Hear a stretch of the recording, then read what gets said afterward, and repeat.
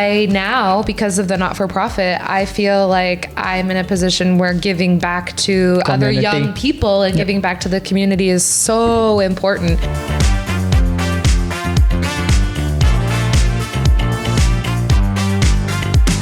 I'm way more confident now than I was like 5-6 years ago. But I think that just came with the mentality of like who cares?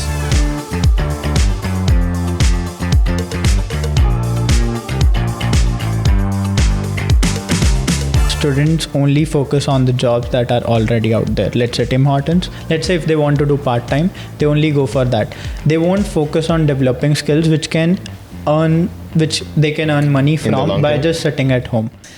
Welcome back, everybody. This is the All of You podcast, the podcast where we sit down with all of you. And today we are extending the olive branch to two incredible young men, Sarthak and Shak. Hello. Hi, how are you? My Good. Goodness. I've been looking forward to this episode. And I think the main reason why I've just so been looking forward to sitting down with the two of you is because you're not from healthcare. Yeah, which completely different. My life for 25 some odd years has been immersed in healthcare up until about 7 months ago, and I started putting myself into circumstances and situations and environments with people that I wouldn't have ever normally met in regular life. And what was the event that I met you guys at? Do you remember what it was called? It was Redefined, and I don't remember the name. I don't remember the name either. What was it? Production? What was the name of that event? Journey to Canada. Journey begins. Yeah. Something about our journeys. Like integrating into Canada. What was the name again? Journey Beyond Borders. Journey Beyond Borders. Journey Beyond Borders. Yeah. And both of you, I was invited to do a little talk at this event, and everybody was getting the opportunity to sort of share their experiences and what kind of brought them to where, that moment in time when we were all in the same room together. And the two of you were one of the few, I would say there was probably about a handful of people that approached me after the speaking event. But the two of you were just so bright-eyed and so enthusiastic, and we connected on LinkedIn afterwards, and So I think here we are today. And here we later. are. Yeah, incredible. So that was not only maybe a couple of months ago. Yeah, like 2.5. About 2.5 months ago, and now I feel like I've known you forever. So the first question that I wanted to ask you is, what was it about anything that I said during my talk, or what was it about the experience overall that made you think, I gotta go and talk to that person? What do you think, Shak? Yeah, you can start. Oh, you?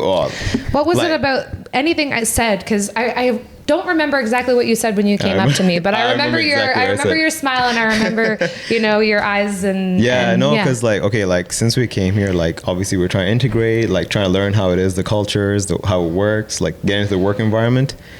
And all we see online is how hard it is, how difficult it is. You guys are not going to make it. Yeah. So then when we came to this event, when you gave your speech, it was so motivating. I was captured. Not trying to glaze or anything, but I was like, this is so interesting. I felt motivated. You know what I mean? I felt like goosebumps. I was like, ooh. Emotional. Yeah, I'm not joking. I was like, she's a great and I didn't even have a speech. You're checking my lines. Yeah, because we talked about this too. Later on when we hanged out again, we were like, yeah, she was amazing. Awesome. And yeah, it gave us motivation to we feel like we had hope, basically. Yeah. It was like therapy, essentially. Yeah. A lot of people actually say sitting on the podcast feels a little bit like therapy too, because you kind of talk about your thoughts behind things, and you process the reasons why you made decisions. What about you, Shakila or Sarthak? I'm sorry, I'm gonna mix up all the SH and S names. Sarthak. So for me, it was very motivational, as Shakila mentioned. And then one thing which I noticed was that you look after students a lot. You mentioned that so many international students come to you that we need a job. They are feeling anxious about so many things, and you look after them. And I really felt that motivational things from you. So I felt like just reaching out to you, and then later I got to know about your olive branch mentorship, and we would never knew that we would make the website for you. Oh my gosh, yeah. That was actually the thing I wanted to segue into next. So when you introduced yourselves to me, I discovered that you were in the full stack web development program, right? Yep. And so again, putting myself in experiences and environments with people that I would never normally get the chance to, meet. And it just so happens that the website has been the biggest headache of my life. And this entire process of this entire experience, I would say the website has been the thing that's caused me the most angst and the most frustration.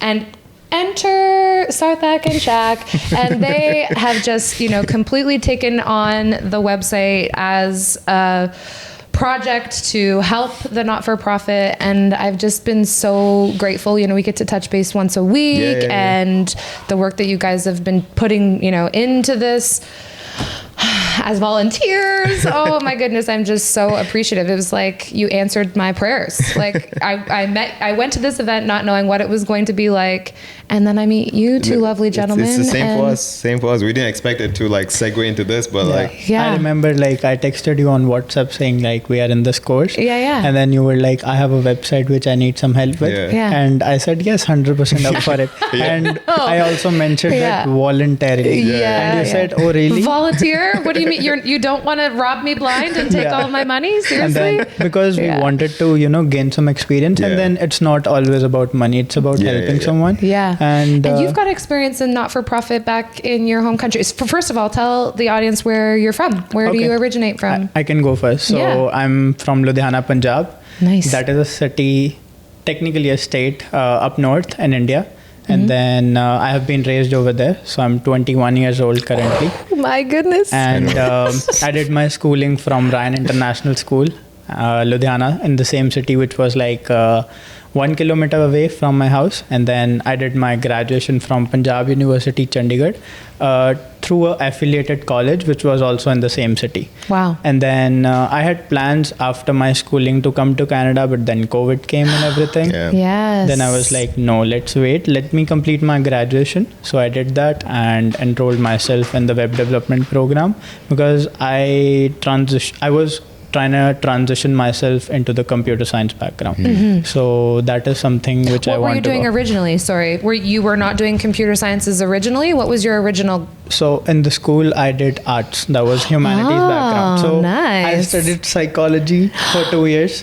Well, that's very good that you're here. Again, it's just like therapy. And my subjects were crap, to be very honest, because you just weren't motivated by it. It was just, I was not guided well, to be very honest. And then I didn't know what to do. I did commerce for 3 months in my school. And then my friend, who was my best friend, he still is a good friend, he went to do an arts course, and I was like, okay, let's do this. There was no theme, nothing what to do, what not to do, no guidance. Parents were like, whatever you want to do, because we have a business back home. Do you have siblings? Yes, I do. I have a real sister. She's 8 years elder than me. Oh, wow. She's a Canadian PR. Nice. So she's living in India right now. And Wow, my goodness.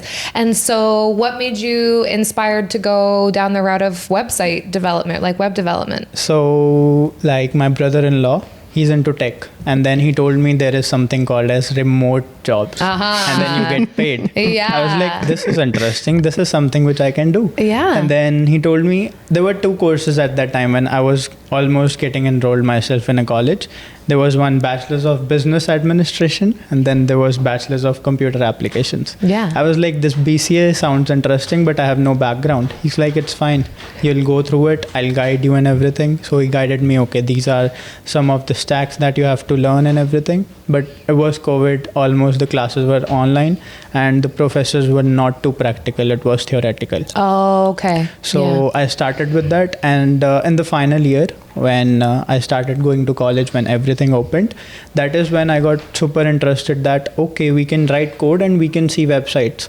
So many questions were answered for me. I always used to wonder how these images are on the websites and everything. So I was like, this is something interesting. Then I just started with it, took a Udemy course, and just started learning. You started with Udemy? Yes. Wow, that's amazing. That is where I learned most of the website work, to be very honest. My goodness. In school. I'm on Udemy, but I haven't. My Udemy courses are all AI. AI? I'm just trying to wrap my head around AI as much as I possibly can. That's trendy right now. Yeah. I mean, I just feel like if you don't hop on the bandwagon, you'll just be left in the dirt. Yeah. No, a lot of people in tech go into Udemy as well. Like you starting out, it's a good foundation. Yeah, like and really, really also Coursera, like Google career certificates. Yeah, super affordable. That's one thing I think that a lot of young people don't realize is that there's so much stuff on the internet that you can be learning from and teaching yourself through. You don't need to be taking a university degree or a college diploma. Yeah, drop $50,000 on a piece of paper. You could pay $60 a month for Google certificates and, you know, walk away with whatever knowledge that you need to start your own whatever side hustle, website development company. All right, Shak, over to you. What inspired you to come to Canada? Sorry, first, where are you from? And what was your inspiration or motivation to come to Canada? Okay, so I'm originally from Sri Lanka, but I was born and raised in Qatar. Or Qatar, however you want to pronounce it. Qatar, right? Yeah, He always says it. I know geography. I'm like, say Qatar. So I lived there most of my life, and then I did my bachelor's in Malaysia for like 4 years. Wow. Yeah, I did computer science. That's my background. But then COVID hit.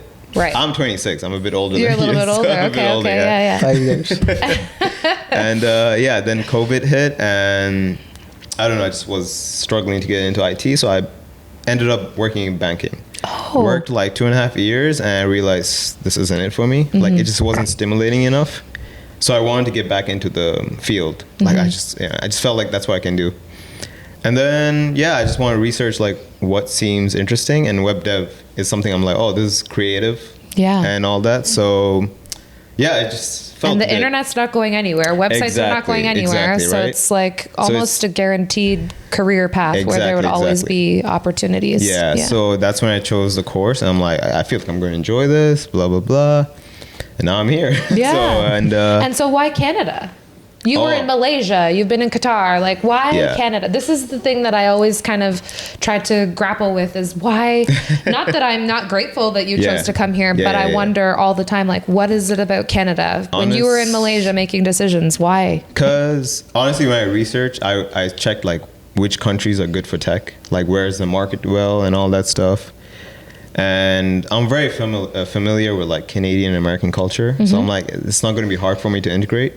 So I'm like, okay, Canada's pretty good, and it's a developed country. The tech market seems well. Especially in the Kitchener-Waterloo region, right? Yeah. Like basically the Silicon Valley of whatever. So I researched that. I was like, okay, if I build my foundation here, I feel like I'll be well off, or like at least good career path. Yeah. That's why I chose it, honestly. That's the main reason. Tell me, does what you are pursuing in your education, does it qualify you, or what type of a role will you have to have when you graduate in order for you to be able to get the credits and whatnot that you need in order to get PR here? So for the PR, there's a category called STEM, which is science, technical, engineering, and medical. Nice. Medical? Something it's that range. So that's the stream in which we are able to get the PR. So you will be able to use your web dev program, hopefully. And barring you get a job that's an appropriate job with the appropriate title, then you'll be able to use that towards your PR. Basically anything developer side. Yeah, anything developer side. Yeah. It's so like what OBM needs to do is create jobs for you with the exact job title and the exact job description, so that as soon as you graduate, you'll be set up. That's what we need to do. Okay, done. Add that to the list of things to do. Yeah, I love that. Very good. Do you have siblings? Yeah, I do. I'm the youngest. Youngest. My sister's here in Canada as well, actually. Really? Yeah. She stays in North York. Yeah, she came with her husband. She's studying at Seneca. Oh, nice. Very good. What program? Supply chain. Supply chain. SCM. That's her actual background, so she's not transitional like I am. Yeah. Whatever. I feel like I've had 17 careers, and I'm a little bit older than you. Just a little bit, though. Not too old.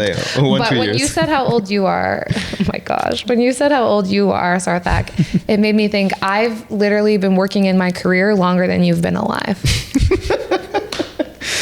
But you carry yourself so well. Like you carry yourself, you're very mature. Like I would never have said 21. I probably would have said 26, 27. Exactly. I told him the same thing. I was like, for your age? I would say, sorry about that. No, go ahead. So for me, my parents and my partner, they are super supportive. Good. Like whole family is supportive.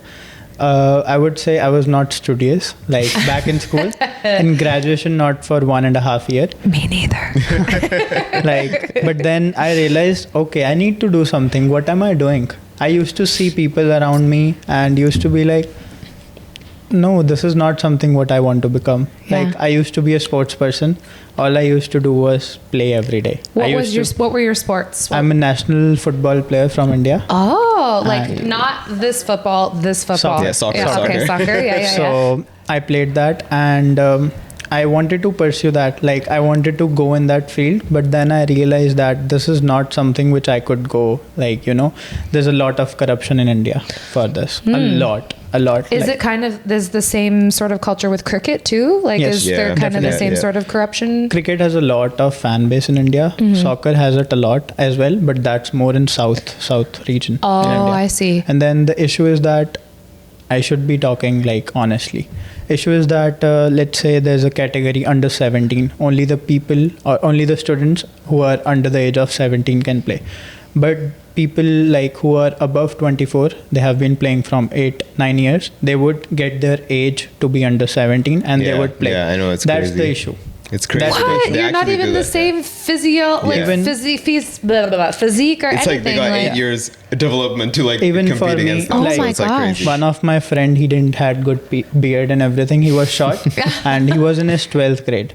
So some How of old? the 18. state, Okay, yeah. some 18, of yeah. the state coach told him that we would manage everything. You would have to pay this much. We'll get you into this team, and you'll have to reduce your age by 6 years. That's I'm talking about it crazy. honestly. Crazy. So that is the issue. On paper, or like you have to Yeah, get yeah, a yeah. false identification or So they something? would do the graduation, Wow. the schooling and everything. They would manage everything. Yeah. It's messed up, Holy yeah, I know. doodle! Oh my! I didn't know Yeah, anything that's about scary, that. yeah. That's That wild. was scary. So So did they tell you? Are you actually older and you just lowered? You're not 21 at He's like all. You are 35. 27. You just had your birth certificate changed.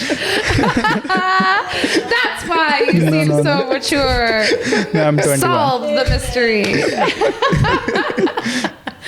Wow, that's incredible. I played soccer too growing Oh, wow. up. Yeah, I cool. played What travel position? soccer.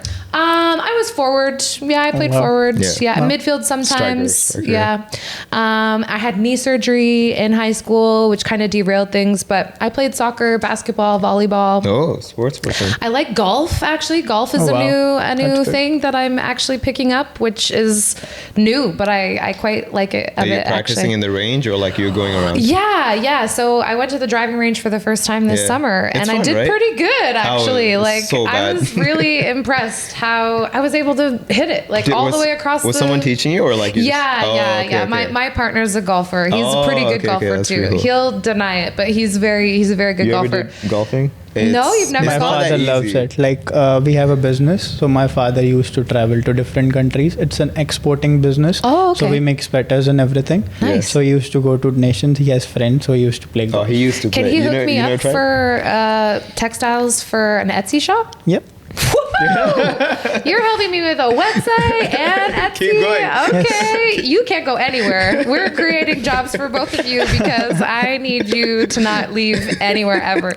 That's incredible. Okay. So one thing that was also on my mind and why it was so important for me to get the chance to sit down with you on the All of You podcast is I think it's so important for young people to understand and wrap your head around just how much work goes into establishing yourself in a new country. God, yeah. Like you and I, we met at one event. Yeah. And I follow you guys on LinkedIn. You go to a lot of events. Like you go to all of these things Yeah. all of the time. I think you guys have a cloning machine somewhere. I think you've cloned yourselves. There's probably 3 or 4 versions of you. Because I don't know how you can be in all of these places at once It's- and do your studies and have a social life, relationships, whatever. So Yeah. who wants to tackle this first? Like, can you give me a sense of your professional development strategy? Like, what was the sort of aha moment for you where it was like, okay, I actually have to put myself out there and network and that kind of thing? Like, Give me some insight into that. Like we met each other in Feb, March, like give or take. At karaoke. Yeah, pretty much, That was from Conestoga though. Nice. Really, like, Yeah. hey bro, what's up? And yeah, I think initially we were like, I think even him, we were just focusing on studies for the first few 3 months.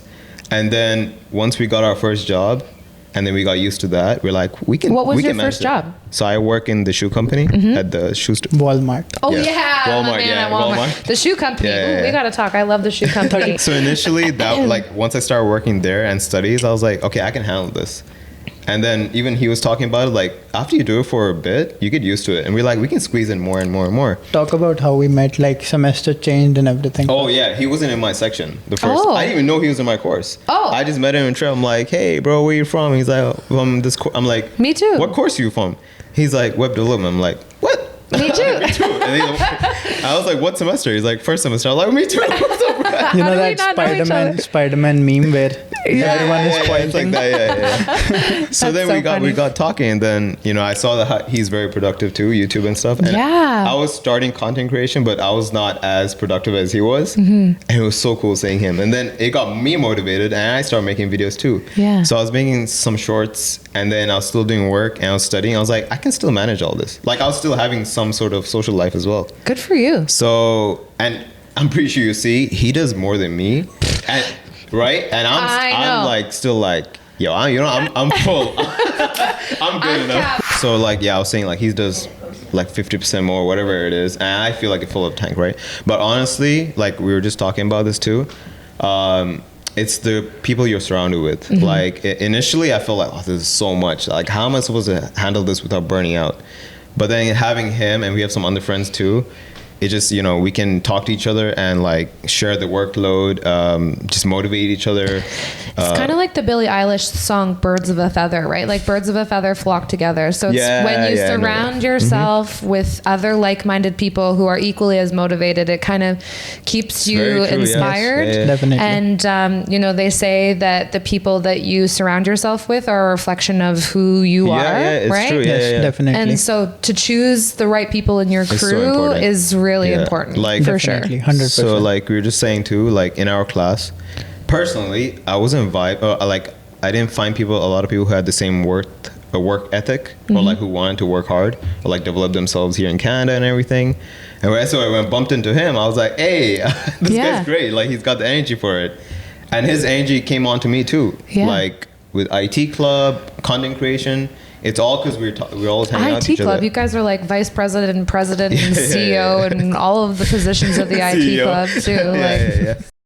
Yeah. So I think it's so important to align yourself with like-minded people and have people that motivate and inspire you. And you guys were lucky enough to find each other. And No, then, seriously, yeah. Yeah. And what about LinkedIn? Talk to me about, because you're both very active on LinkedIn, and as am I. So tell me, were you always active on LinkedIn, or is this something that you discovered when you came here that you were like, whoa, I got to get on here? Like, what was that all about? Yeah. So I can Sarthak. start first. So when I came, I had this mindset that I have to get an on-campus job first. You know why? Because just to connect with everyone, connect with people in our college itself, because our college creates so many full-time jobs in our field itself. So I had that goal, which I successfully did. I worked as an international outreach ambassador. So first Nice. I gave the interview for CSI, which I didn't got selected. What does CSI stand for? Crime Scene Investigation Unit? Conestoga Student Association. Nice. Yeah, so I gave the interview. I didn't got selected, and I was fine. It was really good that I got rejected. Did they pay more than minimum wage? Yes, Nice. they paid Good. 20.15, I guess. Good. Nice. So I got rejected for that. I had my interview in March, and they said you will receive an offer letter. I waited till April, and immediately they said nothing. Ah. And then in March, I gave the interview for international office, which I wasn't sure, but I got that job due to volunteering and connecting with the manager in person. Nice. I would say so many people applied, so many people who had relevant experience, but they didn't got that job just because they were not, professional and active with the manager in person, or maybe just on LinkedIn saying hi how are you? Just getting to know the person. Yeah. Because it's more about like getting to know the person than just about getting to know about what the job roles are. Can I make a comment about that? Yes, definitely. So as somebody who, teaches hundreds of students every semester, the difference in the messages that I'll respond to are the messages where the person's made an effort to say something personal or a connection about something that they've seen me at or something, you taught me at this class or whatever. If I get a message from someone and they're like, hi, I'm here and I really need a job. Can you get me a job? No, that's not It's like you and tens of thousands of other people also need jobs. And I got to be honest, like it gives me a little bit of anxiety when I get these messages, dozens and dozens and dozens of messages a week. That's like, can you get me a job? Can you get me a job? And I'm thinking, if I had all of these jobs to give to all of these people, I would give everybody jobs. But when you just message me straight out the gate and is like, I want a job. Can you help me get a job? With the person, right? It's like, just let's connect, because even if I did have a job for you, I don't know you from Adam. I don't know you from a hole in the wall. So I couldn't recommend you for a job even if I had one. So the way, and this is just kind of advice for anybody or all of you who are listening, make it a personal effort for the message you send to be specific to something you admire about their work, or maybe you studied in the same place, or you've done research in a similar field, or you saw them speak at a networking event, and say something specific about that person and what drew you to reach out to them. Don't go right out the gate like, can you get me a job? Because I would say like focus on being friends first. Absolutely. Make good friends. They can help you rather than just building like, okay, I need a job straight up. Focus on friends. They'll help you in the long run rather than just making connections for jobs. Well, they say in North America anyway, it's not what you know, it's who you know. You can be the most brilliant human on your resume can be so amazing, good. You can chat GPT your resume until the cows come home. If you don't make a connection with someone, your resume is never going to be seen. Your resume will never get into the hands of a hiring manager, and so that's why it was so incredible the two of you came and reached out to me. But I see you going to all of these other events too, and I'm sure from every single one of those events you've taken something meaningful away from each of those events. Seriously, every event we went to, we learned some stuff. Like in the first event, it always used to be like, let's connect with that person and be like, okay, do you have full stack roles? Do you have IT jobs? Then I realized, okay, this is not the right way. That is something like, it's just for my own thing, right? I'm just being like, okay, I need a favor from you, rather than being friends. Then I realized, okay, let's not ask for jobs. Let's be like, okay, you want to have a virtual chat? Let's talk about you. Opportunity. Let's talk about what you do. What is your role in the company? I want to learn about your company. I want to learn about, do you like soccer? And then maybe later, if I can align well with that person, I can ask, okay, if I want to apply, how should I prepare for it? That is something I started. And I think the really good thing that the two of you are doing is with the content development, like a wide reach that you have now is through your YouTube channel, and you just celebrate. Sarthak just passed 10,000 followers on YouTube. That's a big deal. It's a really big deal. Good. What was your video that kind of got you on the map with YouTube? So I used to watch YouTube channels, and I used to be like, I want to start something on my own. And I realized YouTube pays some money. And if you're lucky enough to get into that. So I made a very first video of my phone. Unboxing video. That's it. Unboxing video. I wanted to. So there's one YouTuber, Tech Burner. He has like so many million followers. They do unboxing of phones, earphones, and everything. So I was like, let's start an unboxing channel, and I name it Sarthak Gupta Tech, something like this, as my channel. And then I made unboxing video of 2 phones and one of the CCTV camera. And then I started, okay, let's start with car products. Then I did some wiper blades of my cars and then ceramic coating. Okay. And then I was like, okay, I'm going to Canada. What now? Then I saw the channel of Gur Sahib Canada, which is very famous. Yes, very famous. So I was watching his videos before coming here since 12th grade. That's like what, 5 years, 4 years? And I was like, Liar, you're way older than that. So yeah, I used to play PES, and when my iPad doesn't used to have any battery, I was like, okay, let's put it on charge, see Good Sahib's video. Yeah, that's so great. So I started that, and I was like, okay, now I need to focus my content on my journey. I was like, okay, this is the time where I'll document my journey as a student, so that, let's say if I view it later after 1 year, 2 years, or let's say 10 years, I'll feel good. So starting from where, being where. So that's the whole, journey which is being documented, and it will always stay until unless my channel gets blocked. He was smart about it though. I remember when I first met him, before he just started, he was like, oh, before I came to Canada, there was no content creation for Brantford, because that's where we live, right? Yeah. And then he was like, yo, I want to be the one who makes the content with this. And people actually reach out. Yeah, because Brantford, Brantford is not a big city. We would call it, I guess, maybe a small city. I think, what's the population of Brantford? 50 like 90,000? No, a little more, 105 people. Is it? Yeah. Oh, that's actually not bad. Oh, I didn't know. I thought it was, high whatever. I thought it was, Used to be. Yeah. But now we have West Brant, which is West Brant. Oh, It's yeah, expanding. Right. That's why, But okay, so Brantford doesn't have a club scene. Brantford's public transit is mediocre at best. Very suburb. So when you moved to Brantford, was it culture shock for you? Like, what was the vibes when you got to Brantford? So I'm very grateful for my relatives who dropped me to Brantford. So I stayed with them for a week in Caledon. They were the one who picked me from the airport, and I stayed with them. Nice. So they had triplets.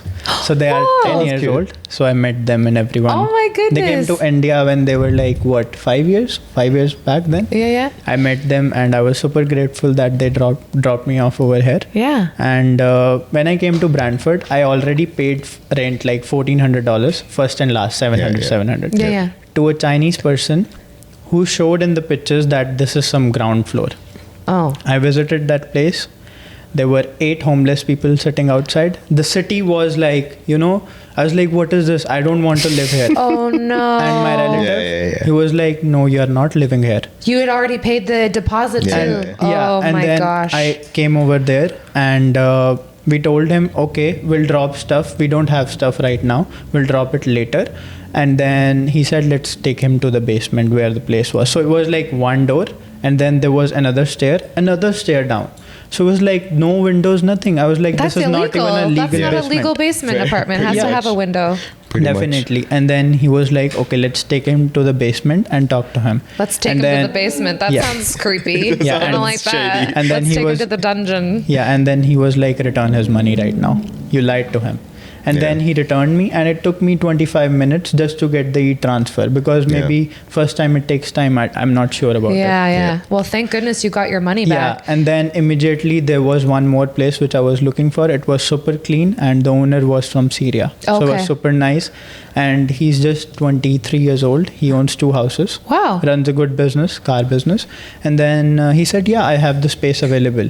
And $750 Where was was the rent. the source? Like, where did you find Facebook Marketplace? Okay. And so many people from my class were sending the pictures in the group that we booked this place, and later they were like, this is a scam. It's very, very common. This is a nightmare, and I've seen so many things like this on the media, and so much of the media is filtered but where there are certain landlords who will charge for space on a mattress. Insane, like 8-hour shifts.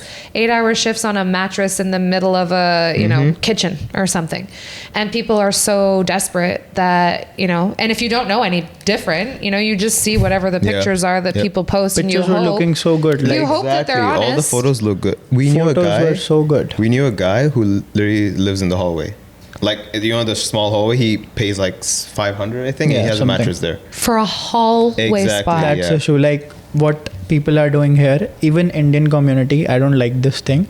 They're just using students. Yeah. They're just being like, unfortunately. They're just charging so much. Like, there's not even a partition in the room. They're just putting curtains to make the partition and giving it as a private room for $500. Remember our friend?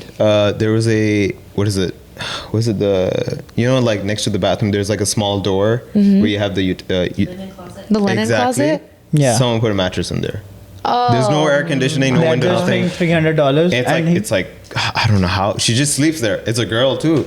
I'm like, yo. she's it's like, I crazy. just want to sleep because I work all day. Yeah, literally. Which is insane. Even when I came, he came from, where did you stay again? Where did you come 1 week before that? I stayed in Caledon. So Oh, I okay. stayed in North York for like a month before I came. So I came like beginning of December, my sister. Yeah. So I stayed with her for like a month. So I was like, hey, North York is Yeah, great. North York is bouge. Canada's and- dope, yeah. You had a completely polar opposite experience. And then I drove to Brantford and I was like, oh, okay. This is This is a Brantford. little different. Yeah. Okay. Not gonna lie, it was a little hard to adjust in the beginning, but now it's okay. Yeah, Because it I think was- we adjusted. Yeah, it was Yeah. hard. Yeah, in the beginning it first was winters, I tough. came and I came to Brantford. It was 31st December. Yeah. And that was when I came. I was lonely. I and bet. nobody was in the house as well. Yeah, all yeah. rooms were empty. Same. And I There's no set up households. everything. So I was thinking New Year. Okay. New Year, I'm new not a me. party person to be honest. Then on New Year night, I recorded my 4th video. I guess that is still on my channel about Conestoga College. Yeah. So like how their student success portal is, like how you can download your invoices and everything. So I made a whole rundown of it on 31st December. And people from my class were like, let's go to this club which was nearby downtown. Yeah. Let's go and chill. I was like, I'm not a club person. Yeah, That is yeah. not where I want to go. I want to make YouTube videos. Yeah. I'm gonna make YouTube Yeah, I'm videos. gonna make YouTube in New videos Year's. on New Year's Eve by myself. He was my neighbor too. I didn't know. Yeah. You guys are kindred spirits. You're just following each other around everywhere. Well, it was like 2.5 months later, and he was literally like down the street. I was Wow. like, I never knew. I've never seen you anywhere. I think that's called kismet or serendipity, right? When you meet somebody that's, Yeah, you know, it's just crazy. meant to be in Yeah, your yeah. life, and you're Yeah, makes just, sense. or 6 degrees of separation, but in your case, like 2 degrees 2 of degrees, separation. yeah. For Yeah. him, he's 26, I'm 21, 5 years, right? Yeah. I don't feel like he's 26. Feels like he's 17, 18.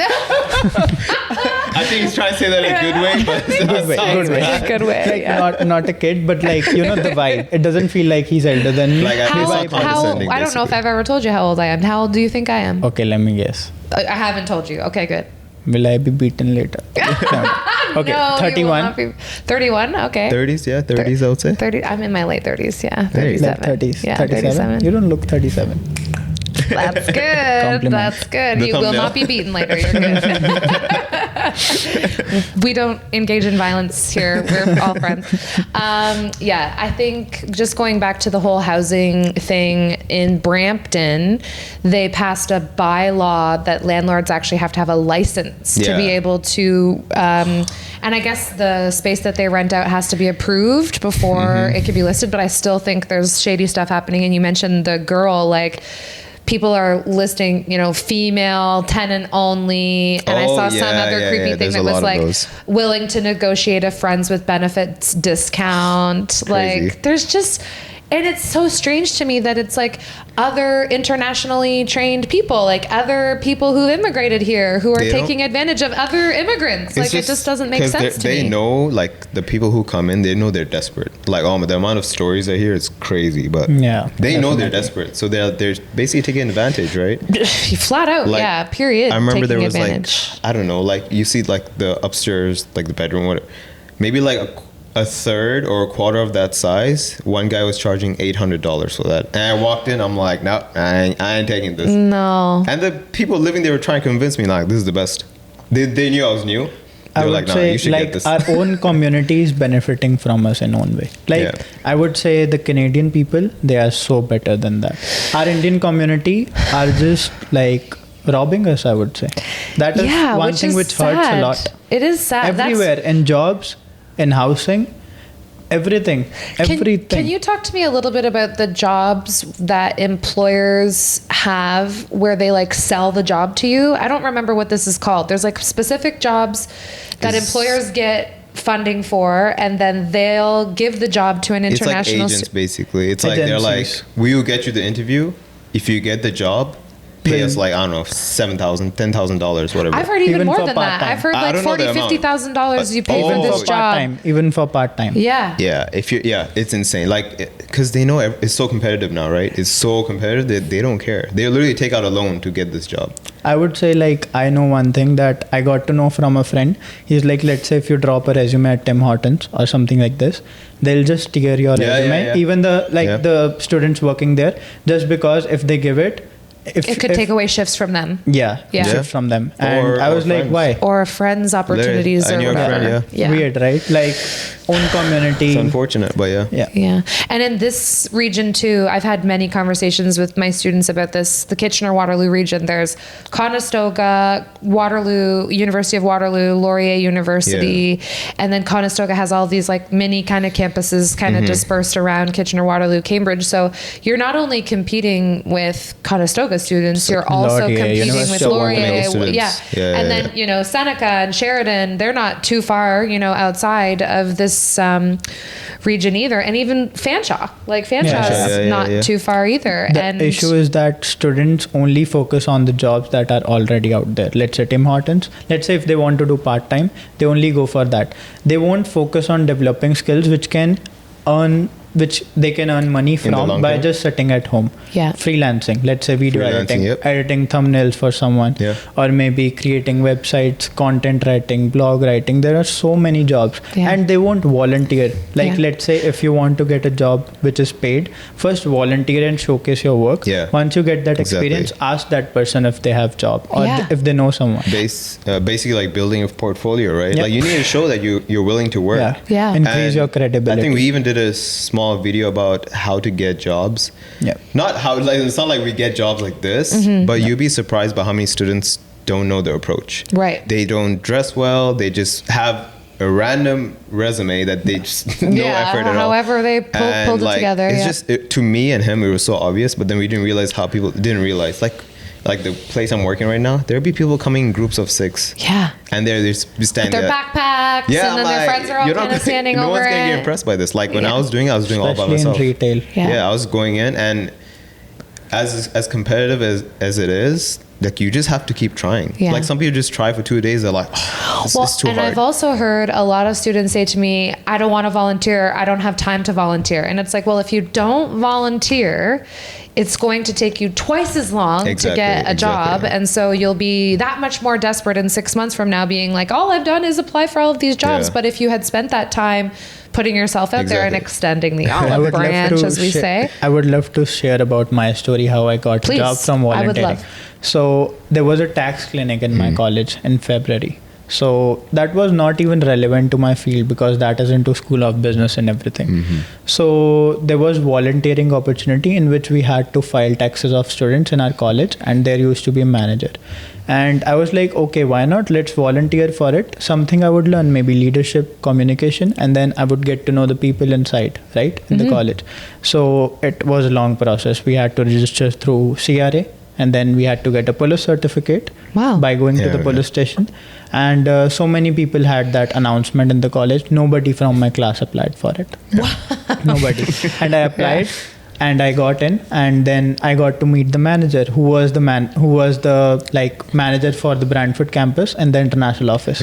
She was the one hosting the whole event and everything. It was like total 5 sittings in which we filed taxes in Brantford for 2 days, in Laurier University for 2 days, and then I came to Laurier University. You want to do my taxes? You can do my taxes anytime. Sure. And then Laurier University Waterloo for 1 day. They booked the whole ride, food, transportation, everything for free. And that is when I volunteered and I got to know the people, and then I recorded the video of how you volunteer in Canada. Nice. And then I showed the manager over there. I was like, I'm recording video. Tracy, so the job, Natalia.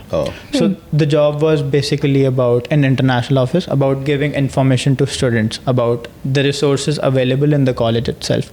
So a lot of students don't know that there is a career department which guides you regarding your resume and everything. And then there is a department for library and learning services. There are multiple departments. Students are not aware about it, right?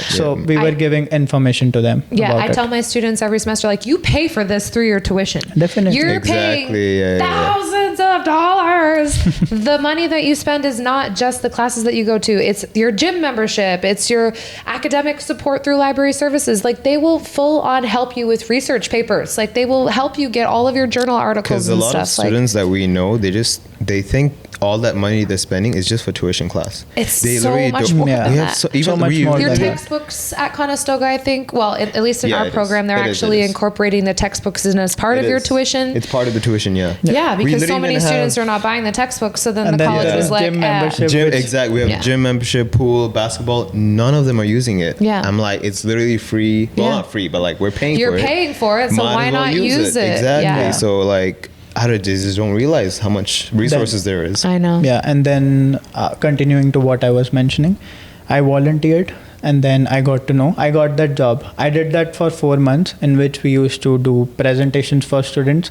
We used to Yeah. have like 190, 390 students in just one webinar. Whoa. We used to host that, and that is where I gained a lot of my confidence. What Yeah. platform did you use for those webinars? Zoom. Oh, just Zoom. Zoom. Oh, Zoom, okay, regular nice. They Zoom, used Okay. to have international student share sessions, which every student in Conestoga receives the notification. Yeah. That's the when the students are coming into Canada, right? Even while I staying, attended one of those. I just wanted to see what it was all about. I attended one of those One of virtual those. sessions. Yeah. We have I'm one- not an international student, but I'll attend. Yeah. It used to be like there used to be one panelist, one backend, and one team lead. So everyone has to use their own roles, in Yeah. which one used to monitor the chats, share the links, one used to read the script and say whatever they have to say and everything. Yeah. So it was really good job. That is where I gained most of my confidence from.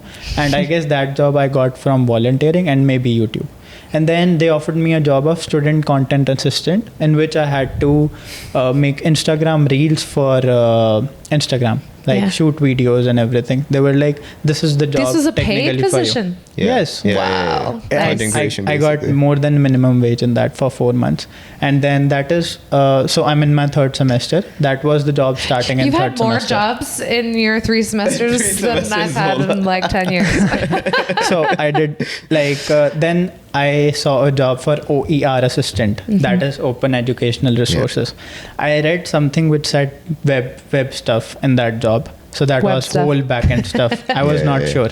I just randomly applied for with my international office resume just by changing one line of that cover letter to what the position was. I Don't was give like, away all your secrets. yeah, I was like, I have the student content assistant position, and this is not something which I would get, because they asked for 2 references, not from your Yeah. professors, from someone you have worked in the college, and the GPA has to be 3.8 or above. Ooh, wow. And I was at 3.82.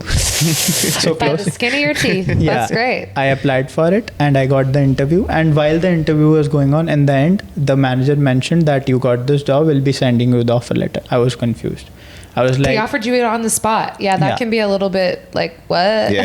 and then student content assistant was there with international office, and then this one was with library. So I was confused. Then Natalia, who is my mentor, she was the manager. I was like, okay, what to choose, how to say, because I already made the commitment that okay, I would be student content assistant, and they didn't interview anyone. Position was closed, and semester was starting in 6 days. So I was like, what to do?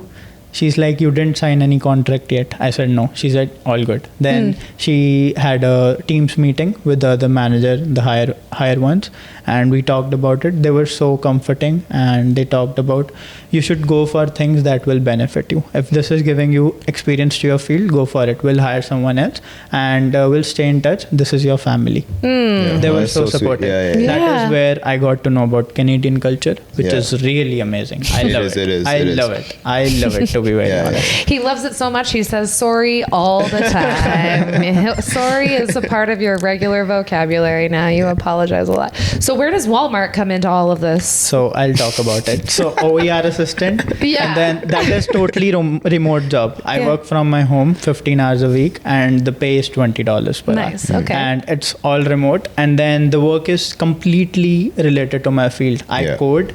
It's in back end, front end. I do styling of websites Yeah. for our library learning services. They put books on, such as press books, like they post journals and everything. Even your healthcare department, we Yeah. edit those styling and everything. Cool. So for that, it's amazing. And then Walmart, I applied in April. I randomly went and I got that. So I was doing that on Saturday, Sunday. Monday to Friday, I was doing my college, YouTube.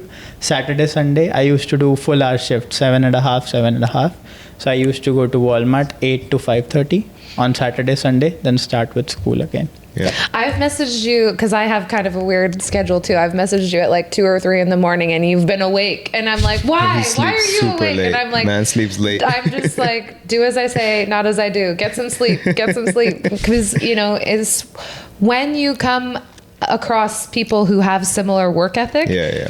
Normally, like the average person, you message them at 3 in the morning and you hear from them in the morning at, 7 or 8 when normal people wake up. Like very much like, my childhood friend I was telling you about, Dan. He's one of those people I can message him at 3 o'clock in the morning and he's up and running. And we often say like I will wake up at 4 o'clock in the morning and I'll get a lot of work done from 4 o'clock in the morning until like 7:30 because everybody's sleeping. Nobody's bugging me on my phone. Nobody's texting me. Nobody's emailing me. So I can use those quiet hours of the morning. Like my brain is the best in the morning. Like I'm the most fresh and sharp in the morning.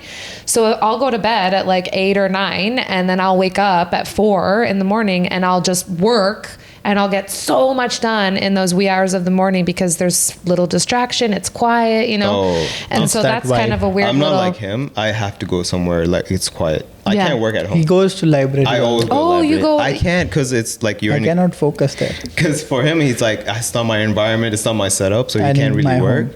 But I always go library because it's quiet, people don't talk, and I'm just like, okay, I'm only here to study. I'm not going to pop out my phone and play YouTube. Yeah, or even coffee shops or things like that too. If you bring your headphones.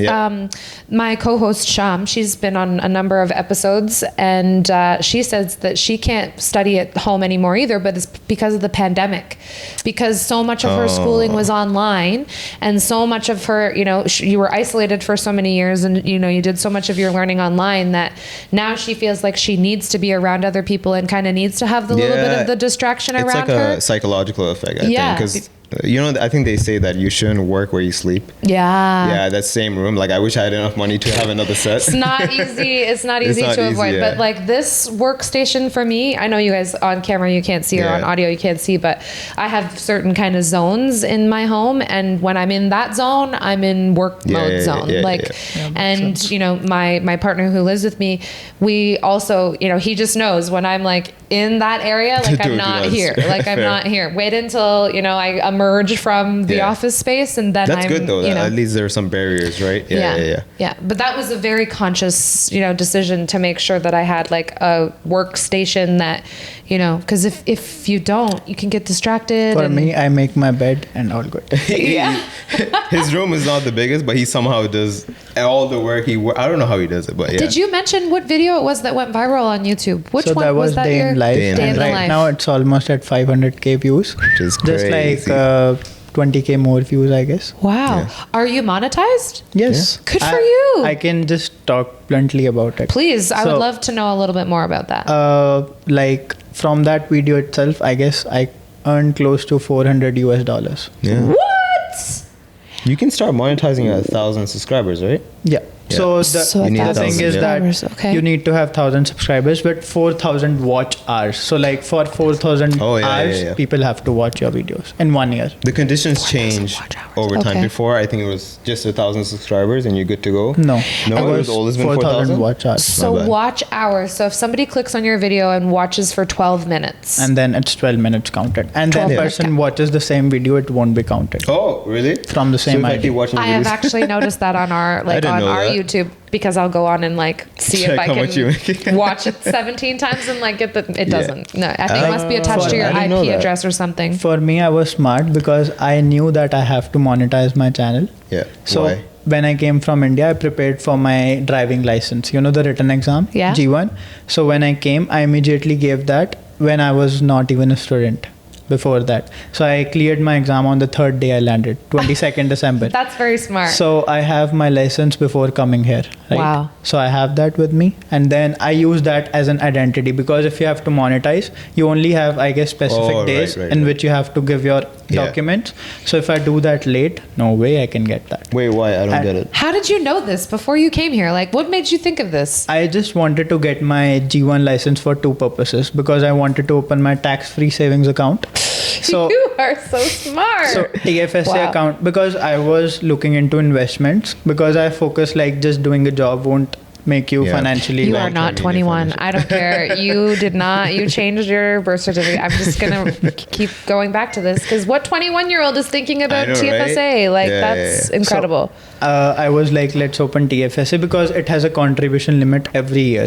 So I opened it in 2023. So I have $8,000 from that year, and 2024 $8,000, which is $16,000 of contribution room. I won't be using that, obviously, investing in just 1 year, but it's like it's good to have an extra 8,000, let's say later in the future if I increase my investment. Well, You they never say know about- that the best financial decisions you can make is diversifying your portfolio, Portfolio. Yeah, right? yeah, So yeah. you should have multiple. Like your money should not just be in One one basket. avenue. It Yeah, should be yeah. kind of in a So number for of me, different. like S&P 500, that's an index fund of US in which Apple, Yeah. Microsoft, Google, every company comes. So I started with investing $50 per month when I had no job, and right now I'm investing $300 per month in that. I don't My care guy, if I don't have money. Like jeepers. let's say I pay my rent first. I pay anything, let's say my food, I keep that money on the side. And let's say I have only $293 left, I manage somehow, and I have to Yeah, make sure somehow. I invest $300. I don't Yeah. like borrow money. I'm not that type of a person, and I have never borrowed money from That's a anyone. good investment. That though. is- yeah, because yeah. I used to do this when I was in the bank. I like to use to Oh invest. yeah, you've got a finance. Yeah, but bone. I Yeah. did the mistake of investing into the companies that I like Oh, Nvidia, yeah. Apple, and all that stuff. I was like, yo, I should have done the S&P 500 So because it's it's way like- safer. I'm gonna have to get There's you an to write that expense down ratio for in me that. because What do my you mean? financial advisor helped me, and she's like, we're just gonna put it in this, and this. There's a lot of like safe bets to do. You know what I I mean? would say S&P 500 is the ETFs most are common. amazing. You Yeah, know why? ETF is Because popular too. ETF is like they have they diversify, and then you can buy a fractional share. So it's Yeah. like one share is of 543 USD, right? But you cannot invest directly $543. Let's say as a student you can only invest 50, so you Yeah. get a penny share of it, right? Okay. So I used to buy that, and I guess in 4 months that is when I had one share. Wow. That is when I completed one share. The good thing about that is that even if let's say one company goes down, it's 499 companies are fine. there. Exactly, they're all good to go. So And it's like then- a This very is safe set. interesting. And then Yeah. I used to monitor the expense ratio. Expense ratio is the one thing which the ETF company charges you. So I bought S&P 500 of Vanguard. So it's like if I invest $100, it's the expense ratio is 0.03%. So $99.97 are mine. 3 cents Yeah. they will take it from that. And Who's- that is their charge of managing that fund. Like who's that richest man in the investments? What's his name? so Warren many. Buffett. No, Yeah. yeah, Warren He Buffett. always says like Just invest in S&P. S&P. He always says. I that. gotta He's write like, this yeah. down. My I goodness. also It's very, invest very in easy. Indian market. It's Oh. amazing. I have this, benefit I can say that I can invest in Indian market directly because I'm the citizen of He's a India. citizen there. And then I can invest in Canadian market, US market. Yeah. So I can target 3 markets at one time. So, are you going to start your own business? Like either of you, are you thinking that you'll do Yeah. entrepreneurial Yeah, yeah, work? yeah. Like, will Definitely. you go like what are you thinking? You'll take a I've always corporate wanted to job? open business So- myself. Yeah. Yeah, But you I can wanted go to ahead. like. Shak, what do you yeah, think? I'll What do you start think? Like if when your studies are culminating, because it'll be soon, you're in yeah. 3rd semester, right? Think what, 4 like, semesters? 6 months, Third. 7 months left. Yeah. 7 So months. what's the plan? What's the plan when you're done school? Oh, okay. Like business wise or what? Well, whatever. Like, are you hoping to get a corporate job and I then, mean, yeah. you know, Hopefully, I get into my field, and that's what we're working on. That's why we're doing all this stuff. We're doing. building the And, stepping stones. Yeah. and my goal is like get into my field, right? Get the experience I want, and then like I don't really care about the pay. I care more about the experience, and get Pay into is the- important. I mean, it is groceries important, are but, like- expensive. Like, you're gonna I probably know, want to but, buy a like- car at some point. And, like, But like, yeah. let's I'm say in not initial expecting stages. 100K in Yeah, I'm one not year. expecting like 200. And this is the 100K. thing. A lot of students come and they think, yeah, I'm going to take this health administration and service management program. I'm going to waltz out of this 2-year Yeah. diploma and Yeah, I'm yeah, going to yeah. be making 120,000. Yeah, I know. Like, that's I just think not. We both do like our research, so we know like the realistic range. So yeah, I just want to get into the industry, like get my experience in there, like get the PR. Hopefully, that Mm-hmm. works out in that. And once I'm settled here, I want to get into the business, Nice. and I'll go into my interests. So like that's like gymming and all that stuff, and I want to build the gym and all that. Oh, And that's kind of interesting, right? I nice. kind of like I that. love that. And because I see YouTubers do it too, I'm like, I want to do that. That's pretty cool. Right. I wanna try it. And obviously, I want to get into like IT business as well. But right now, we're like freelancing. But I feel like I want to go into my interest first for the business side and go from there. Yeah. But I feel like business is just money-wise, it's just in the long run, you make so much more. You know what I mean? There's no stability. Yeah. The stability is not the same as workforce. Risk. There's a lot of risk. Yeah, but then associated it's the with same it. with jobs, right? You can get fired, laid off within like, even if you work 10 years, there's no loyalty. Oh my gosh. Yeah, I know. and that's the thing that I've really struggled with, is because like I've worked in healthcare my entire life. Like I say that I've been locked away in a hospital tower, you know, for however many decades. Yeah. And you know, the fact that I'm dabbling in this whole world of entrepreneurship, Yeah. I guess. It's a world that I just had no idea how many flaming hoops of fire you have to jump through to get yourself established. But once you get yourself established, there's so much reward in building something from nothing that's all I feel a like part of your like. a lot of people get scared because you know you've seen these stories about people start and they take loans. And then they go into crippling debt. Yeah. So that's very, very like intimidating, especially like if you don't know what you're doing, it's like, and you don't have a crowd, like a group of friends or who support you, right? You know what I mean? And it's a huge risk for people to take. But then, like you said, like if it goes off, you're set like generational wealth, basically, right? Yeah. Like for me, I would say I want to start a business in which I don't have to invest a lot of money. Yeah. Invest your skills. So I recently got into digital marketing and affiliate marketing. So let's say on my YouTube video, the products I choose to record the video, I get the affiliate link from Amazon.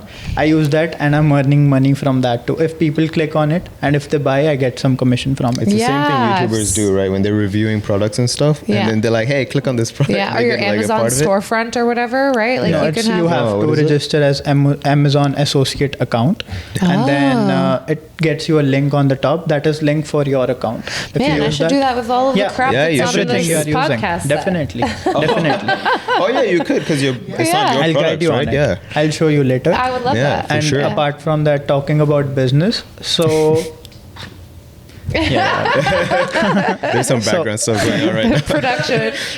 Quiet in the peanut gallery.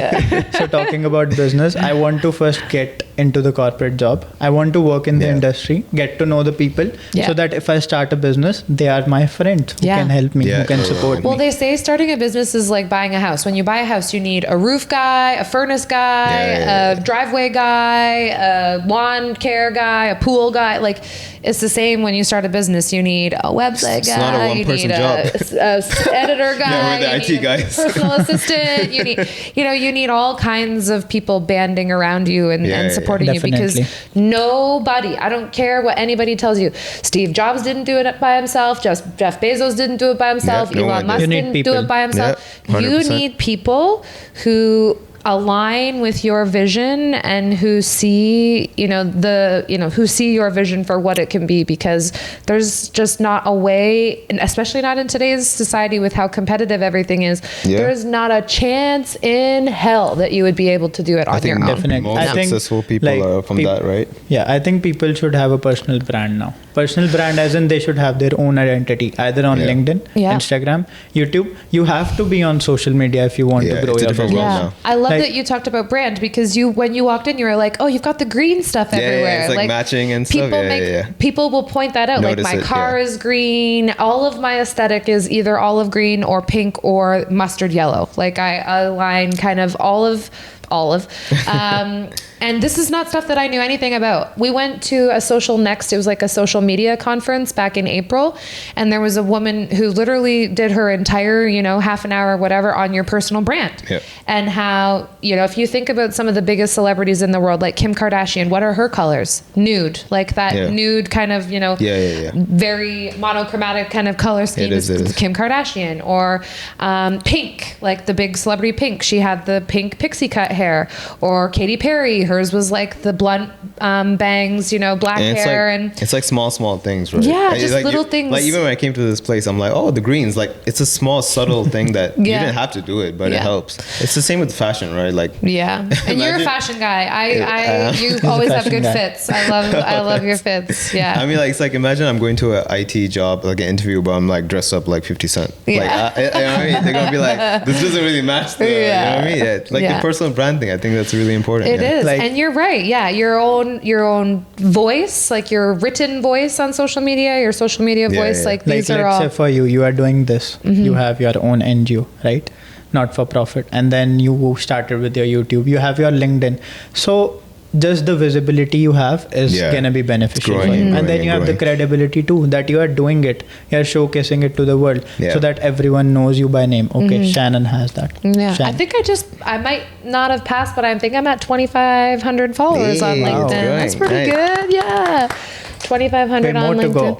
That And more visibility to thing is go, very yeah. true though, because like I think we were talking about that too. Like, let's say I'm coding all day, every single day, coding. I'm like working myself, but if I don't showcase it, who's gonna know? Exactly. Yeah. That's the main thing about LinkedIn. I think it's Yeah. like the portfolio. I think the event we went to, they talked about that. They're like, so in IT as well, we have this something called GitHub, which is basically where you put in your code and everything, and it literally showcases throughout the year. It's Instagram for coders. Essentially, yeah. Oh It's my like gosh. throughout the year, it shows how much times you've coded throughout the day and stuff like that. And All the let's say I do projects. it, yeah. Let's say someone's hiring me, they'd be like, "Hey, this guy's been coding for the past year," but there might be a guy who's way smarter than me, but if he has nothing to show, what's the point, right? I've got a question then. So what advice would you give to somebody who's in your same field, like Yeah. in tech or in web development?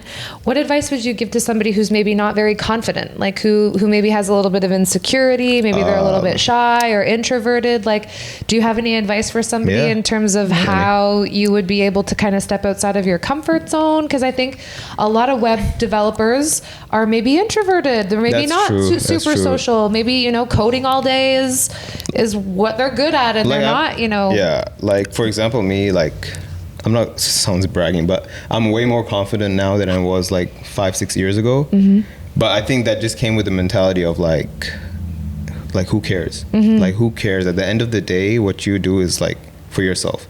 Like I remember even giving speeches, I'll be like shaking, right? Yeah. I'll be breathing heavy on that stuff. Like even the event we went to, like initially I'm like, oh, okay, I gotta breathe. But then I was like, wait, who cares? Like these are just these are people, right? Yeah. Then I started talking. I just started talking casually. Yeah. I even made like a weird noise while I was doing the speech. I don't know if you remember. I was like, Nope, blah, blah, don't blah. remember I at literally all. did blah, blah, blah, during the. Yeah. He pointed that out, and I was like, who cares?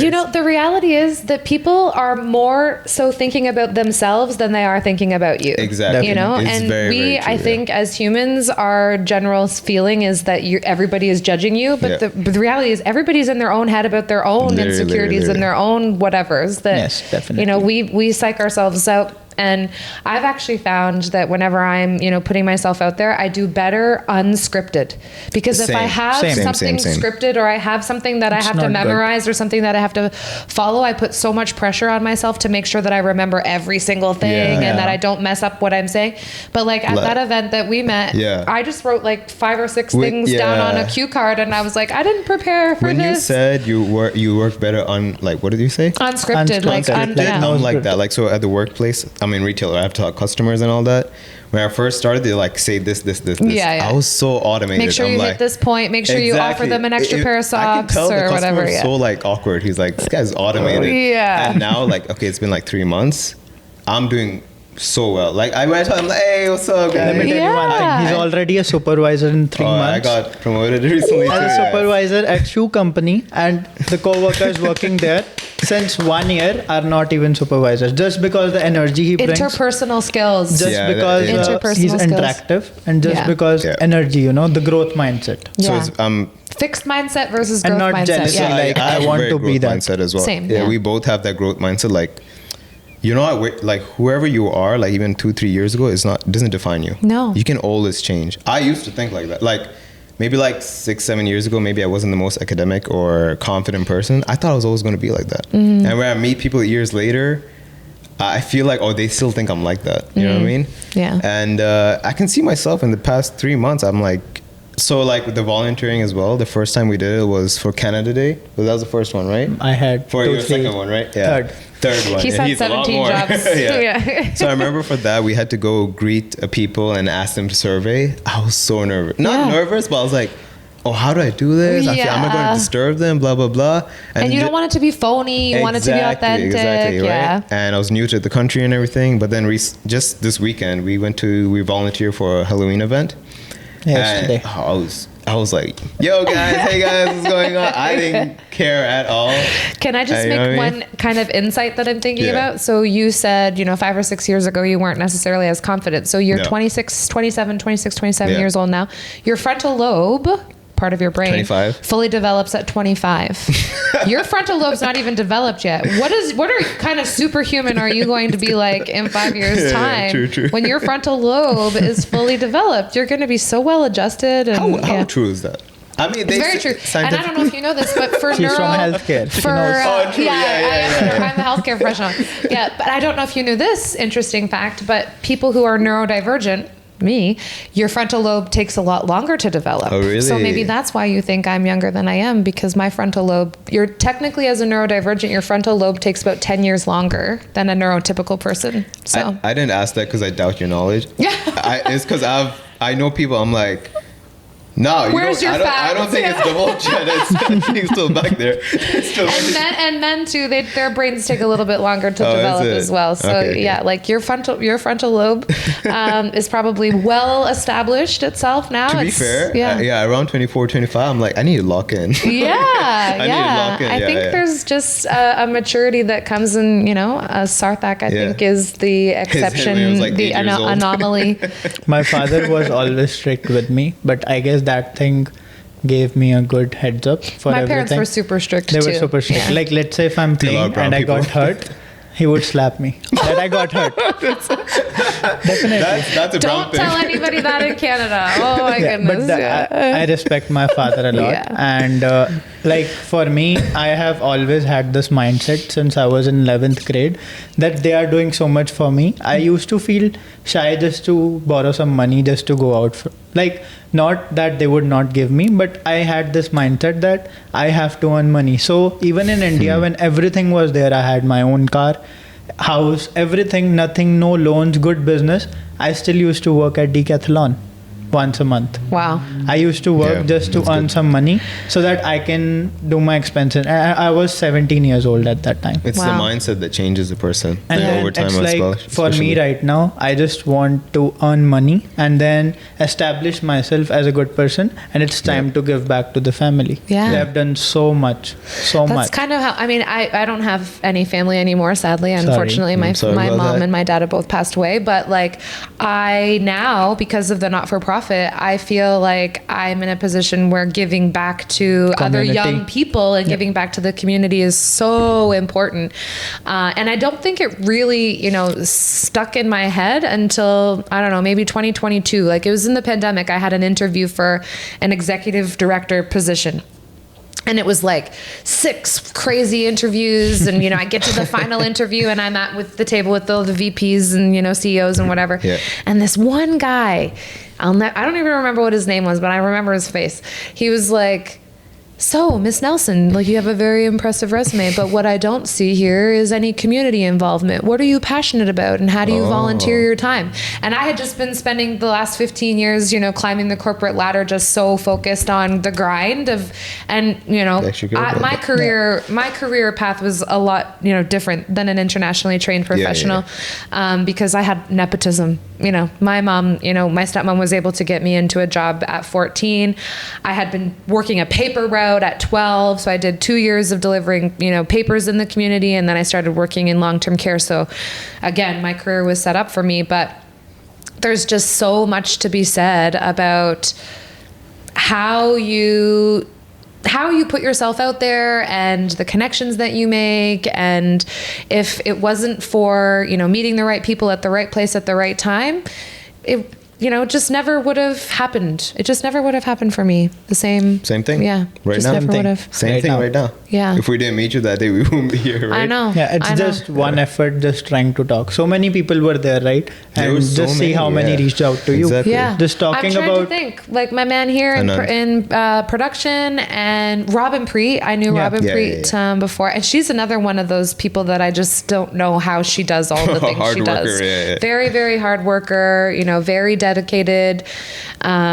She's landed her permanent, or I don't know if she's permanent in her job now. I don't know. But anyways, she got an incredible job. And same thing, it was from networking and putting herself out there and, just being a bright light in the room, when you have that opportunity to align. with It's people. just the people you are around with takes you long way ahead. Yeah. it I would does. say. It does. Absolutely, for sure.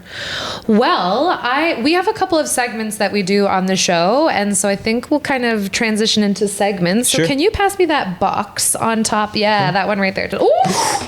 Oh, there you go. Nice one. They didn't spill everywhere. That's brilliant. Cut it.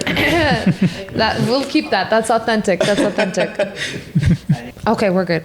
So this is the talking box or the talking point box. All right. This one is generations. Okay. So I usually will pull a couple of cards, but I'm going to give you the categories. All right. So the categories are growing up, work and play, family life, or big picture. So do we get like one each? So yeah, you tell me which category and I'll draw a card for each of you. And then Okay. you can draw a card for me. Could you mention the categories Sure. again? Growing up, work and play, family life, or big picture. Family life for me. Family life is blue. So I'll So you pull get blue. family life card. And what one do you want? Growing up, Growing up is yellow. Why not work and play? because I'm old, man. You are I have a lot of You're wisdom. a national football All player. right. So Shak, I'm going to start with you first. Growing up. Okay. This is cute. Oh. Do you remember having a favorite bedtime story? What was it? A bedtime story or like a little... Pull another one because I do not remember. Okay, so do you remember what it was like as a kid? Did you have a bedtime routine? Like, did Oh, your yeah, parents yeah, make yeah. you brush your teeth and all of that stuff when you were going to bed? Like, what was your routine as a kid? How old are you talking? Like 6 years old? Let's say like Not 6. You were like 21, 7 or 6 8 years old. Because your No, 6 years subconscious old. develops like Oh. as humans, our subconscious develops around 7 years old. So you start to realize that you are an entity and you are a separate human from your parents around 7. So Okay. can you remember those experiences as a little kid? Like what kind I of remember routines the did funny you have? parts. I have weird stories as growing up. Tell. What, You know what what? kind of This is a tradition podcast. things? I don't Yeah. really care. Yeah. Whatever. Talk I about used your to dad slapping piss you. my bed every night. Really? Okay. I peed my pants too.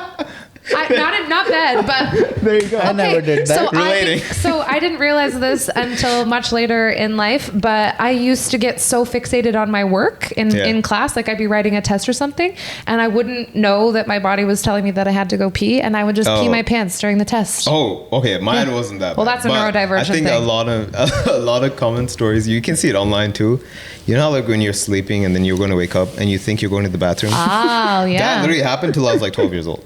Really? And my mom's like, "Yo, I don't want to clean this every day." God bless your mother. Yeah, God but, bless your mother. I don't know, it's Do you just think weird. it was like an anxiety thing, or just you were such a deep sleeper? Maybe. I'm a deep sleeper. I'm a Like if deep I go to sleeper too. even now, if Yeah. I just go to bed within 5 minutes, I'm like, This guy is knocked out. crazy. Like, let's say if we have a class in 20 minutes, he will sleep 15 minutes. I can Yeah, do me that. too. I can do sharp naps. Yeah.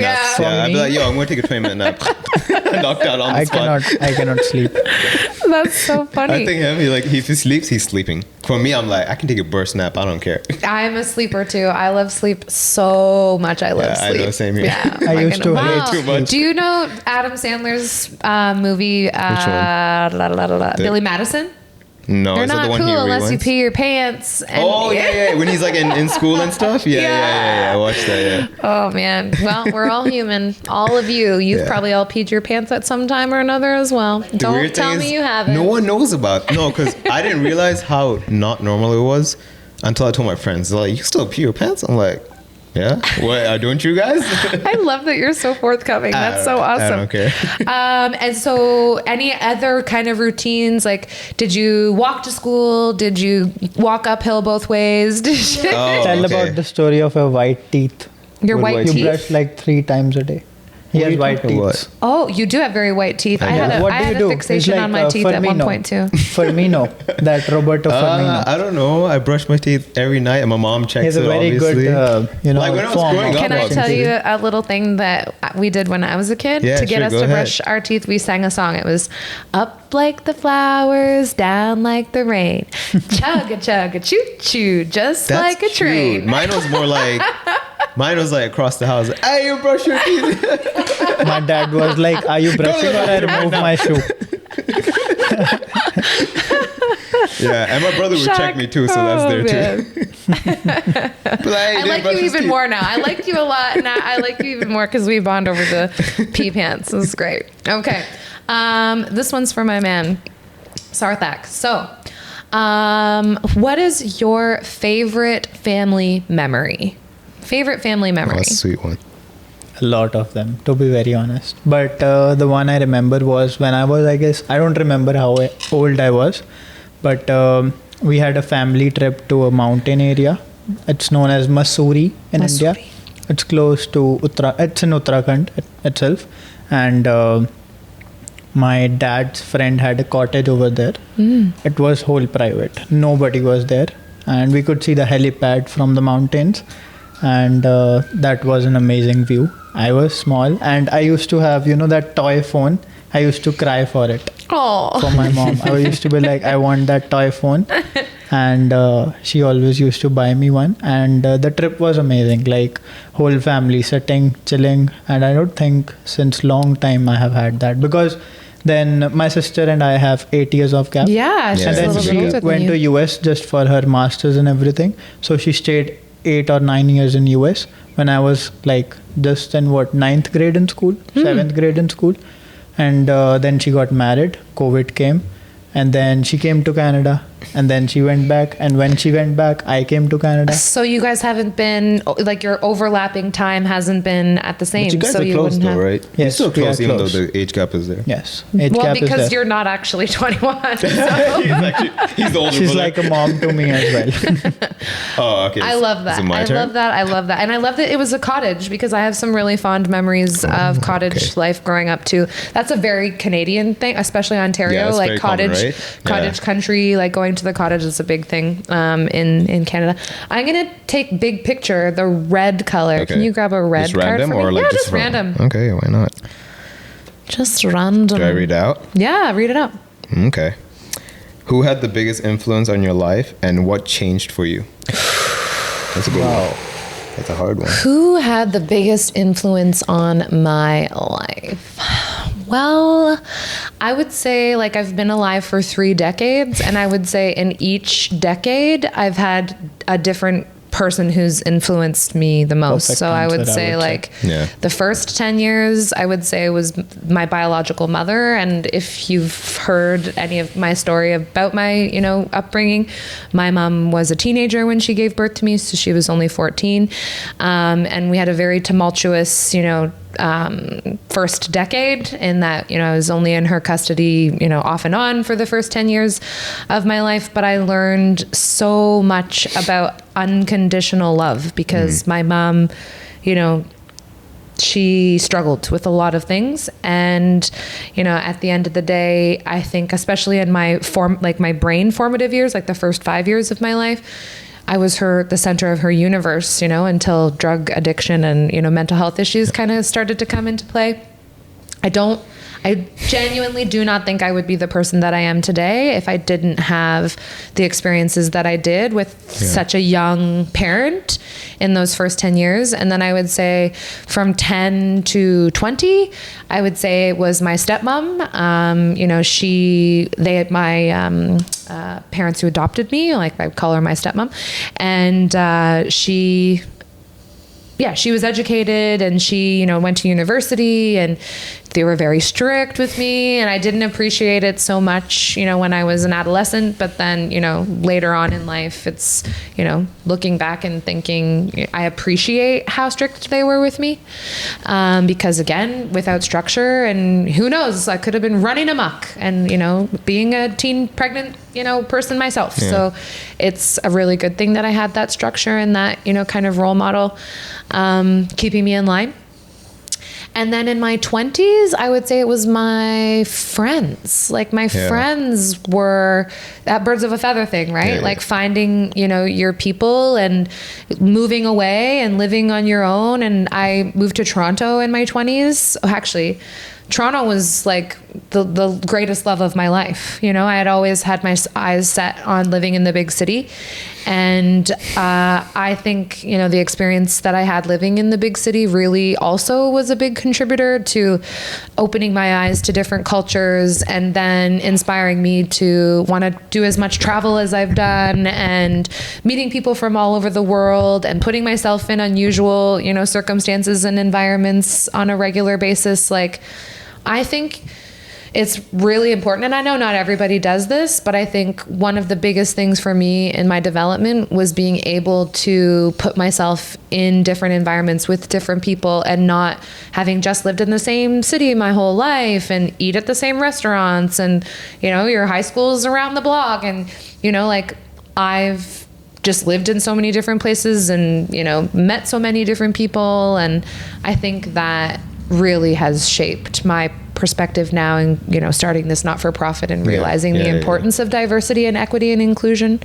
So I don't know, maybe that's a really long answer, but You've been in healthcare for so long, and then you're running this not-for-profit, and you have so meaningful connections, not just for jobs and everything, but everyone is like a family to you. They are. The way you build connection is not like just as a friend. It's more sort of a family thing. Yeah, like genuine connection. You can see our whole team over here. I know. I can tell everyone is here just not because they are getting benefit from you, but just because they are good friends for you. You can feel it. You can feel it. Yeah. And I'm so painfully transparent, and I think that's very weird for some people sometimes. Is like just how raw and how honest I am. And it's good to be honest. When I'm struggling, you know I'm struggling. Like I am not, you know, secret about, you know, my mental health issues, and I'm not secret about, you know, depression, and, you know, I talk very openly about suicidal ideation. Like I've had passive suicidal ideation for 15 years, like, and that's not a normal thing for an average person to be so open in talking about. And I think that young people, and this is what I appreciate probably the most about working with young people, is just how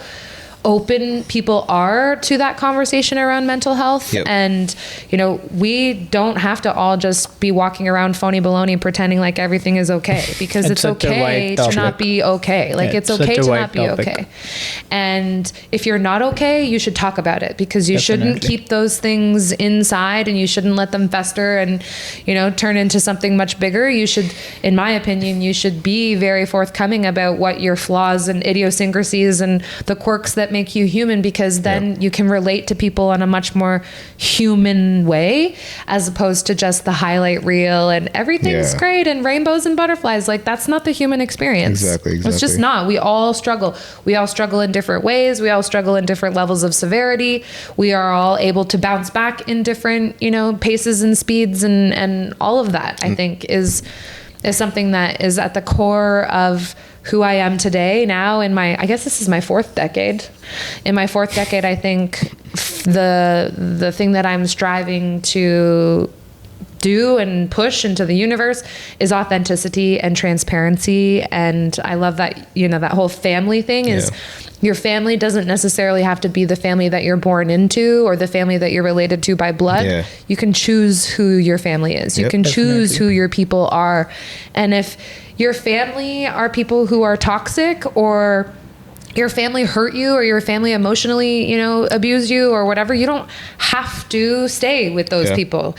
You can decide to set boundaries that are healthy for you, because at the end of the day, you are all you have. Like at the end of your life, when you look back on all of the people who've been in your life and all of the people who've influenced you, you're going to be left alone. It's you and you only at the end of this entire journey of the thing we call life. At the end of the day, you have to be happy with the decisions that you've made, and you have to be happy with the person that you've, you know, become and the legacy that you leave. And that's really become very apparent to me, you know, after losing both of my parents and losing my very best friend. You know, she died at 26 weeks pregnant, and that was very traumatic for me too. And so having lost these people and having been through, you know, a lot of the experiences and journeys that I've been through in my life, I feel like making sure that you are happy with the person that you are and the things that you create, and again, that sort of legacy thing, I think that's really important. I don't think enough people really think about the impact that you're making or the impact that you have the potential to make. I think that's really important. Relationships are important, friendships are important. Yeah. It's not like you always just have to earn money and money and money. Just focus on your growth. Sometimes just take a break, focus on your relationships, focus on your friendships, because those are some things that will take you a long way ahead. I think society is going towards that though. I feel like compared to like 50 years ago, like emotional intelligence and all that, oh my gosh, so much. Yeah, don't even get me started on emotional intelligence. I mean, there's so many leaders that I've had in my career that are void of emotional intelligence. And the people who inspire me the most are the people who I can connect with on a human level, who are not just so fixated on the facts and the figures and the budget and the policy and the procedure. How many sales have you done? How many sales have you done? Like how many extra pairs of socks have you sold? Like it's the people who show humility. It's the people who show vulnerability. It's the people who you can be human with, I think, who make the biggest impression. And, those are the people that you end up wanting to, get more out of because you come away feeling energized. Like you were saying, you come away feeling energized from these interactions. And I think that's why he also, when he mentioned about Canadian work culture or whatever environment it is, so family, it is like even my workplace, like it's a lot of Canadians or whatever, like local people, right? And I feel that I don't feel stressed going to work. I feel very comfortable going to work. I got to get a job at the shoe company. I don't know.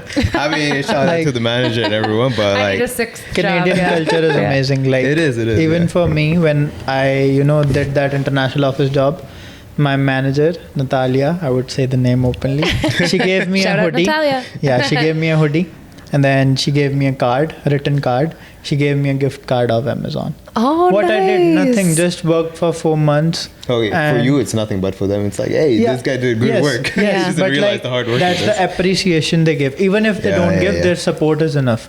They gave me references, and anytime if I email them about some doubts or I feel stuck in life or something, I reach out to them as a mentor, You feel and like they you can reward talk to them. just like a family. Okay, you are stuck in this, I'll help you. I think that's the difference too. I've said this a few times. I feel like mentorship is different from coaching. Yes. Like coaching is very structured, and you take my 90-day plan, and if you do all of these things, then you are going to be successful. Whereas mentorship is like, no, you text me at 3:00 in the morning if you're grappling with the decision that you have to make, or I can't decide between this job or this job, like what one is going to be better, when you're just trying to figure it out, again, it goes back to like staying in your own mind about things. Yeah. Sometimes all you need is to just bounce a conversation off of somebody, and then you actually end up maybe going in a completely different direction than you even thought, because you don't know what other opportunities are. And so when you find somebody, a mentor who's been there, done that, bought the t-shirt and the bumper sticker, they can kind of teach you from their lessons, and you take what's meaningful to you and you leave the rest. And that mentorship is really based on a foundation of friendship and trust. I think you see that a lot more here. Like, I'm not going to speak on his culture, but we're pretty much similar cultures. But I would say, like, let's say you do have issues and stuff, like how he said, I would never go to my boss and talk about it. You know what I mean? This is it would the be thing. my friend. Yeah, it would be that's my not friend, very common. My siblings or like my parents, close enough.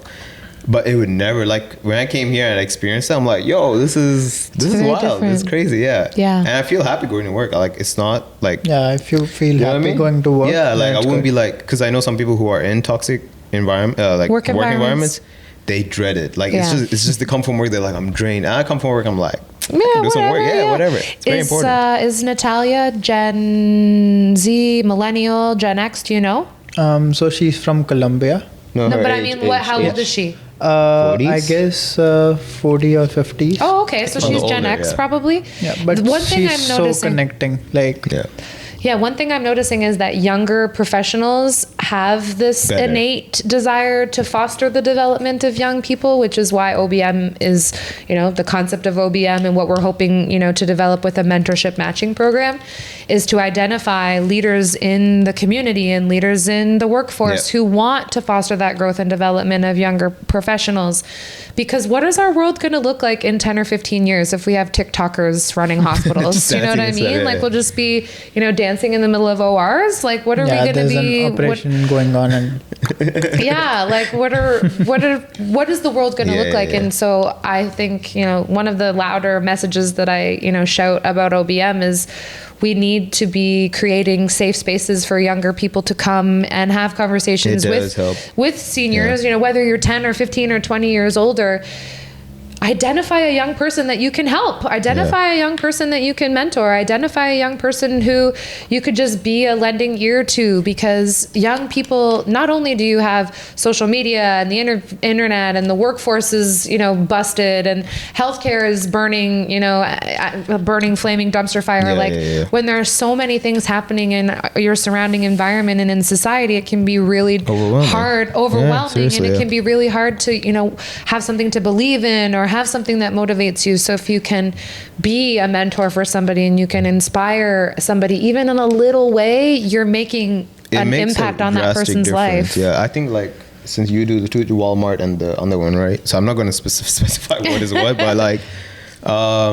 but for example, my workplace, let's say the boss is like, hey, can you stay half an hour extra? I'll happily do it. Yeah. Because I'm connected.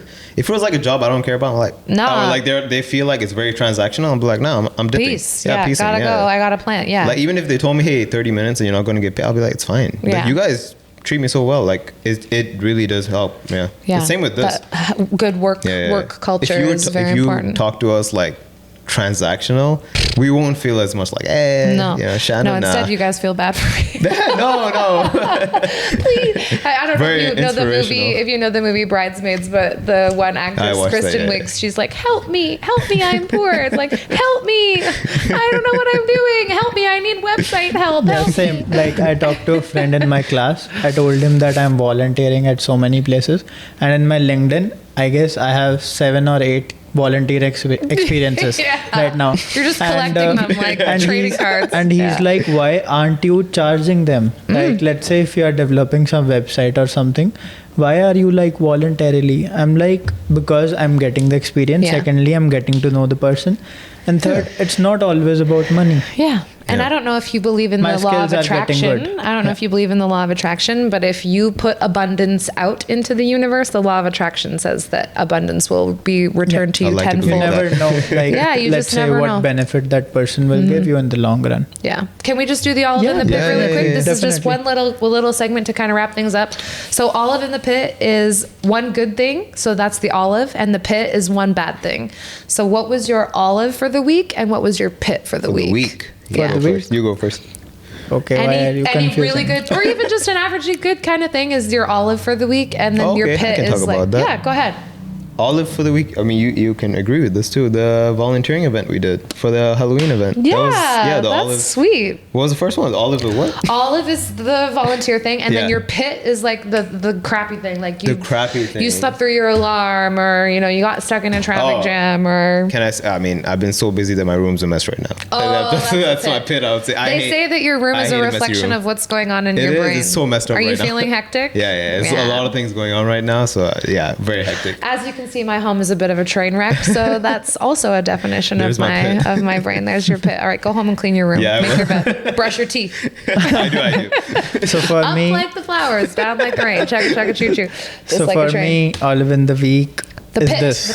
The pit first. No. Sorry, olive in the week. Go ahead. Olive in the week is this right now. Nice. Because I'm super grateful. It is my first podcast, and I feel like I don't even deserve this. I feel this, to be very honest. I even talk to him. Same. I feel like I am not at that level where I can sit here and talk. Yeah, give advice. That's funny because I don't feel like I'm at the level where I can sit here and talk. No way. And I'm super grateful to be here. Super grateful. I'm grateful for you too. Super grateful. Thank you. This is such an amazing opportunity for me. Yeah.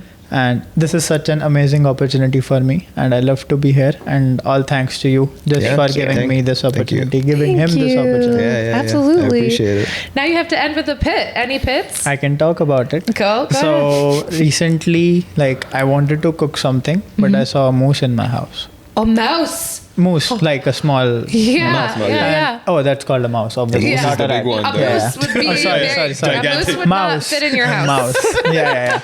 A mouse. I got confusion. A small mouse, and I don't feel good.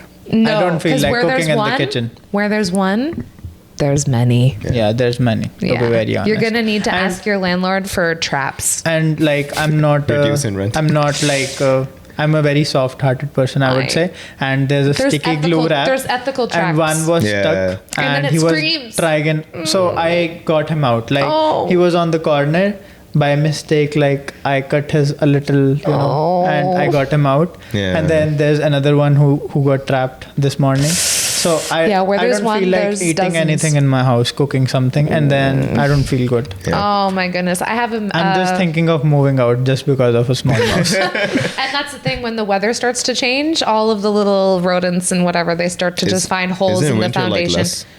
Pardon? Isn't it winter less? That's not some cockroach. No, the mice come in from do they? outside. Yeah. They want to stay in warm places. Yeah, huh? so if there's any gaps in your foundation or any gaps in like the siding or whatever, like they will find I'm gonna a take way up a room. in. And mice can like They shrink can, like- down. Yeah, They yeah, can yeah. I feel totally like there's flatten one their here, I bodies. don't know. Like, no Psychological. mice here. No. There are centipedes though. Do you know what That's a all right. centipede is? They're Yeah. like 100 yeah. legs Yeah, and yeah, they like yeah. scurry. Oh. They're especially in Canada. Like Natalia mentioned about Yeah, it, yeah, and yeah. she also showed they can also climb walls. Oh yeah. Yeah. They're crazy. And because we're close to the water, right? They're silverfish. I don't know. Anyway, just fun. Anyways, olive in the pit. Thank you. That's so. Well, maybe I should do an olive in the pit, and then we can wrap up. Yeah. Olive for this week. I'm gonna start with my pit. So pit for this week. Last Sunday was our first event, our first community event. And it did not go as I envisioned it was going to go. And it didn't go any way that I thought it was going to go. And I took that very, very hard. I took it harder than I thought I would take it. I don't think I realized, how much pressure I had been putting on myself for the event to be successful. And in my mind, it wasn't successful because we didn't make money. But when I had some time to reflect, I'm going to turn this now into an olive.